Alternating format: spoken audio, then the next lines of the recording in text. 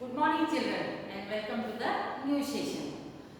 You are now in standard 4 and I am your Gujarati teacher Meeta Miss. I am Meeta Joshi and I will take your Gujarati. But this time Gujarati new book and not available in the market. So we will revise our third standard first. जैसे कि आपने पहले किया होगा कि क ख ग सीखा होगा, अल्फाबेट सीखे थे ना, इसी तरह से अभी वापस हम उसको करेंगे क्योंकि पहले एग्जाम नहीं हुई तो वो भी आप घर पे मतलब इतना नहीं हुआ, फिर उसके बाद क्या हुआ वेकेशन, तो वेकेशन होने की वजह से फिर हम सब भूल जाते हैं, तो इसको फिर से रिकॉल करना पड़ता है ना। तो जब तक हमारी बुक आएगी तब तक हम लोग जो हमने अल्फाबेट सीखे, वर्ड सीखे और इसी तरह से हम आगे आगे सेंटेंस कैसे बनाते थे ये सब वापस करेंगे, तो फिर हम एकदम परफेक्टली गुजराती में अच्छे हो जाएंगे, है ना। सो आज मैं आपको कुछ कुछ चीजें बताती हूँ। आपको शायद सब कथा वगैरह तो अभी याद ही होगा, फिर भी रोज एक बार है ना, जैसे हम कुछ करते हैं तो गा के करने का कथा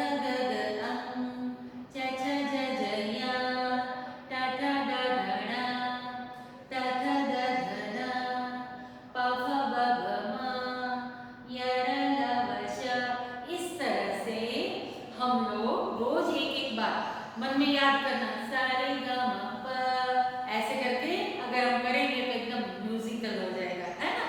तो इस तरह से आप पहले रोज जब भी आप सोचिए कि आज मुझे गुजराती का कुछ करना है, देखो हम गुजरात में रहते हैं तो गुजराती तो हमको सीखना ही है, जो नॉन गुजराती है उनको ऐसे लगता है, पर जो जगह पर हम रहते हैं तो वो जगह की भाषा तो हमको सीखनी पड़ती है, तो ही हमको रहने का मजा आता है ना।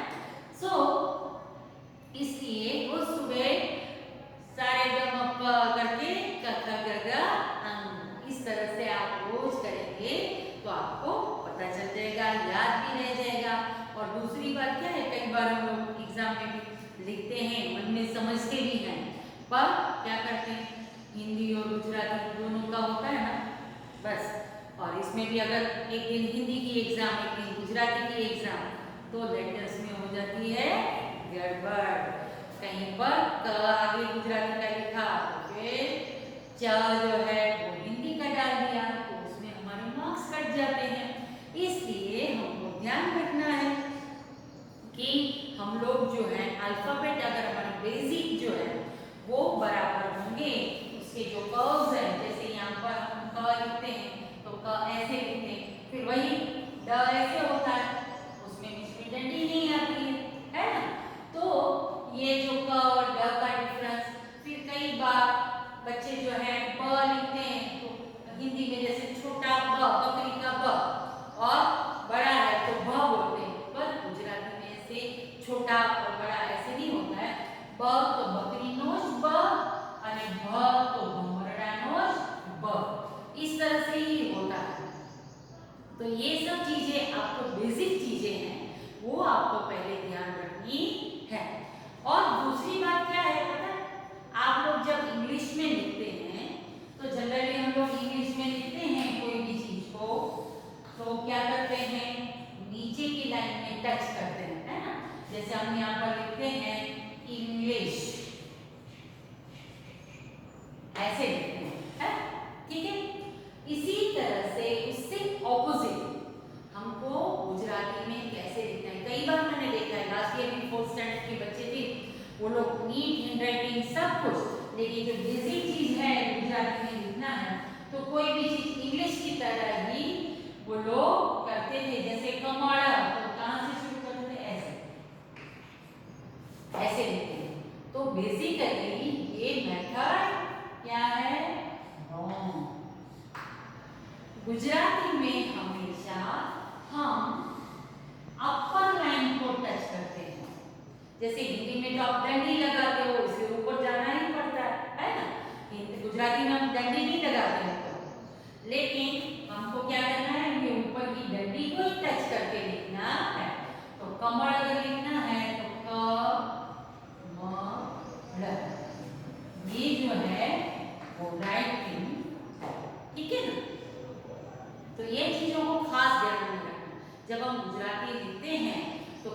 आंसर्स हम एकदम बाय हार्ट कर लेंगे और लिख लेंगे, वो नहीं। पर जो हमारा थरो गुजराती सीखने के लिए हमें बेसिक चीजें सीखनी जरूरी है। तो सबसे पहली बात तो ये कि हम लोग जो गुजराती को नीचे की लाइन को इंग्लिश की तरह टच करके नहीं लिखना है, बट हमको ऊपर की लाइन को टच करके लिखना है। This is the right method. Clear? Another thing क्या है कि कई बार हम अल्फाबेट का ख ग घ च छ ज झ यहाँ लिखते हैं, कुछ कुछ जैसे मैंने आपको बताया यहाँ पर कि ये क है और ये ड। फिर यहाँ पर ऐसे भी हम च छ ज झ यहाँ लिखते हैं तो भी ऐसे लिखते हैं, तो ऐसे सिमिलर अल्फाबेट होते हैं। तो उसके बीच में हम उसका डिफरेंस कैसे बताएंगे, आइडेंटिफाई कैसे करेंगे? जैसे यहाँ पर मैं आपको बताती हूँ ग घर नो ग, ठीक है, ये है ग घर नो ग। फिर ऐसा ही कौन सा आता है ग गजा नो ग। अगर आप ऐसे ही देख लेंगे तो दोनों एक जैसे तो है, तो फिर क्यों ऐसे अलग अलग है, क्यों इसको यूज नहीं करते और उसको ग बोलते हैं और इसको द बोलते हैं? तो इंग्लिश में तो हम th एक ई लिखेंगे तो द हो जाएगा, पर गुजराती में तो सिर्फ एक ही लेटर से हमको वो करना है जिससे वो वर्ड बनता है। क्लियर? तो इसके लिए मैं बताती हूँ आपको कि आप कैसे इसको डिफाइन करेंगे कि ये ग है या ग है। कई बार आप मन में सोचें कि दोनों एक जैसे ही हैं, तो आप मारू घर आदिपुर में छे और आपने ये लिखा तो आप हो जाएगा क्या मारू घर आदिपुर में छे, है ना। मारा घरना मंदिर पासे गजा छे ऐसे हो जाएगा। ये अगर आप लिखेंगे तो गजा के बदले गजा हो जाएगा, टोटली डिफरेंट हो जाएगा, है ना। उसका वर्ड का कोई मीनिंग ही नहीं रहेगा। इसलिए आपको ध्यान रखना है सबसे बड़ी बात कि ग किसको कहते हैं। देखो दो ग है, क ख ग ग। ग गणपति तो उसको हम सिंपली बोलते हैं क ख ग, बट ये जब ग बोलते हैं तब अंदर से बोलते हैं ग। तो क गणपति नो ग अने घर नो घ ऐसे। तो ये दोनों का बीच का भी जो है ग और घ के बीच का वो भी आपको ध्यान रखना है कि ग गणपति नो ग अने ग घर नो घ। इस तरह से हम बोलते हैं। तो ये बोलने से ही हमको डिफाइन कर सकते हैं, उसका डिफरेंस जो क्या है वो हमें पता चलता है। धीरे धीरे और भी आप अच्छी तरह से सीखते जाएंगे, है ना, मैं आपको बताती जाऊंगी। अब ये जो ग एंड ध है उसके बीच का डिफरेंस क्या है, तो मैं बताती हूँ आपको कि किस तरह से। कि देखो अगर मेरे को घर लिखना है तो मैं क्या लिखूंगी, यहाँ से ऐसे, जैसे हम उल्टा थी बोलते हैं ना, ऐसे थी करो और फिर इसकी जो डंडी है वो डंडी को ये मिडल वाला जो है ना उसके साथ होना चाहिए। यहाँ से अंदर की तरफ टर्न और उसके बाद ये डंडी ऊपर से लेकर यहाँ तक जाएगी, इसको हम बोलते हैं घर नो ग। क्लियर? अब अगर हमको ध्वजा लिखना है, धर्म लिखना है, ऐसे अगर हमको लिखना है तो हम क्या लिखेंगे घ। ये घ नहीं करेंगे, लेकिन देखिए यहाँ से हम पहले जैसे यहाँ हमने थोड़ा अंदर से कर्व लिया है ना, यहाँ पर हम थोड़ा ऊपर की तरफ छोड़ेंगे, फिर यहाँ पर ऐसे ही, लेकिन डंडी ऊपर नहीं जाएगी, कहाँ जाएगी, नीचे, इसके साथ कोई टच करेगी नहीं। यानी कि ये जो है कैसे जाएगी, ऊपर से मुंह खुला, नीचे से डंडी और नीचे, इसके साथ उसको टच करेगी नहीं। यहाँ से सिमिलर उसकी डंडी नहीं रहेगी, सिमिलर डंडी वाला क्या बन जाएगा ग, और नीचे की तरफ जो डंडी जाएगी वो क्या बन जाएगा ध। तो ये हो जाएगा ध्वजानो ध। इसीलिए आप टेक्स्ट बुक में, नोटबुक में, कहीं पर भी ध और ध उसको आपको देखना है कि ये क्या लिखा है। सेंटेंस से तो खैर हमको पता चल जाता है, लेकिन अगर ऐसे ही अल्फाबेट लिखे हो बीच बीच में से जंबल करके, तो आप कैसे समझेंगे, तो ऐसे समझेंगे कि ये घर में ग है क्योंकि यहाँ पर उसकी डंडी ऊपर की तरफ है और यहाँ डंडी जो है नीचे की तरफ है। That means this is the end this is ग। तो ये सब बेसिक चीजें हैं, वो हमको पहले क्लियर करनी है। वो अगर सही ढंग से होगी तो हम बहुत अच्छी तरह से गुजराती सीख सकते हैं। और मैं भी आपके साथ हूँ, तो मैं आपको जितना जितना आपको पता चलेगा कैसे कैसे आप उसके लेटर्स के थ्रू आप करेंगे तो वो आपको सब समझ में आ जाएगा। और अब हमारी क्या है, नई बुक है। नई बुक जो है वो एनसीईआरटी की तरफ से है, 1 to 5 की चेंज हो गई है। गुजराती की टेक्स्ट बुक तो पुरानी वाली टेक्स्ट बुक कभी काम आएगी नहीं। अब शायद उस बुक का नाम है पतरंगो। बुक का नाम है पतरंगो।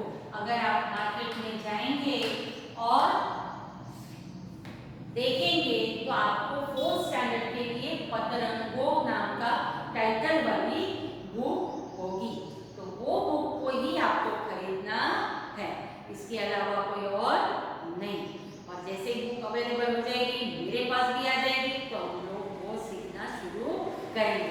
लेकिन तब तक हमको ये जो 3rd वाला है वो थोड़ा थोड़ा रिवाइज करके अच्छी हैंडराइटिंग बनाने के लिए भी मैंने जैसे आपको बताया कि कैसे आपको ऊपर की लाइन को टच करके लिखना है, इसकी आप प्रैक्टिस करेंगे रोज। जब तक हमारा न्यू चैप्टर स्टार्ट नहीं होगा तब तक बैठना नहीं है।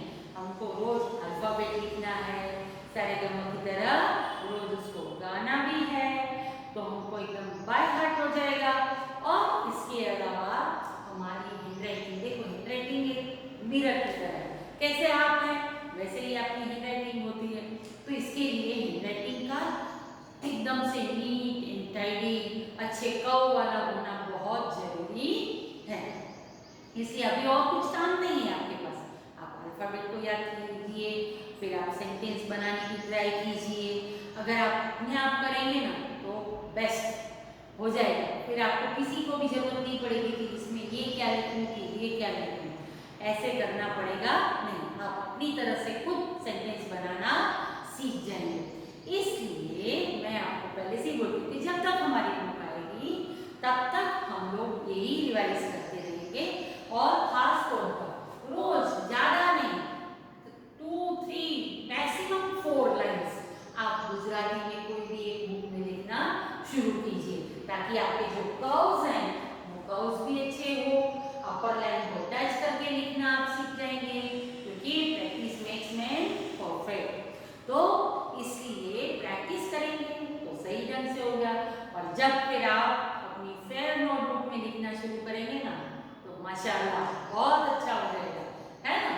इसलिए आज से ही शुरू कर देना, जब तक हमारी ये पतरंगो बुक आएगी तब तक हम ये रिवाइज करेंगे, अच्छी हैंडराइटिंग बनाएंगे और प्रॉपर वे में गुजराती कैसे लिखते हैं वो हमको पता चल जाएगा। हमको गुजराती के लिए न्यू बुक के लिए एक 200 पेज की नोटबुक बनानी है। वो 200 पेज की नोटबुक के अंदर हमको क्या करने हैं, टेक्स्ट बुक के रिलेटेड क्वेश्चन आंसर्स, उसमें अगर बुक में कोई एक्टिविटी होगी तो मैं जो वो इम्पोर्टेंट होगी वो भी आपको मैं नोटबुक में करवाऊंगी, तो वो आपको फॉलो करना है। और इसके अलावा हम धीरे धीरे छोटे छोटे ऐसे लिखना भी शुरू करेंगे अभी, है ना। तो इसलिए ऐसे लिखने के लिए भी हम सेम नोटबुक यूज करेंगे।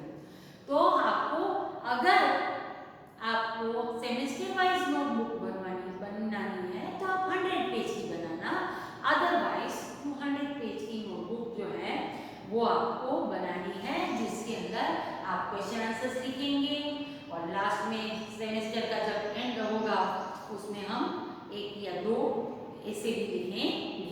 तो इस तरह से हमको नोटबुक को करना है। तो सबसे पहले क्या करना है, नोटबुक में इंडेक्स बनाना है, क्योंकि इंडेक्स देखते ही आप कितने परफेक्ट हैं वो पता चल जाता है, आपका काम कितना अप टू डेट है वो भी पता चल जाता है। तो सबसे पहले आपको इंडेक्स बनाना है।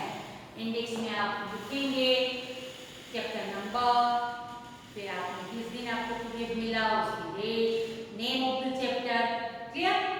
तो यहाँ पर हम आज इतना ही करेंगे और मैंने आपको बताया कि आपको क्या करना है। गाना भी है, बोलना नहीं गाना भी है और इसके अलावा रोज 3-4 लाइन्स गुजराती भी लिखना है। और धीरे धीरे अगर जो गुजराती लोग हैं उनके घर तो न्यूज़पेपर भी गुजराती आता है, तो धीरे धीरे उसको पढ़ने की भी प्रैक्टिस करना है, क्योंकि जो लिखना जानता है वो पढ़ना जानता है और पढ़ना जानता है वो सही ढंग से लिखना जानता है ना। इसलिए वो आपको ध्यान रखना है। तो आपको न्यू बुक आएगी तब तक आपको ये रिवाइज करते रहना है और आगे भी बढ़ते रहना है। तो तब तक यहीं पर हम ये खत्म करेंगे और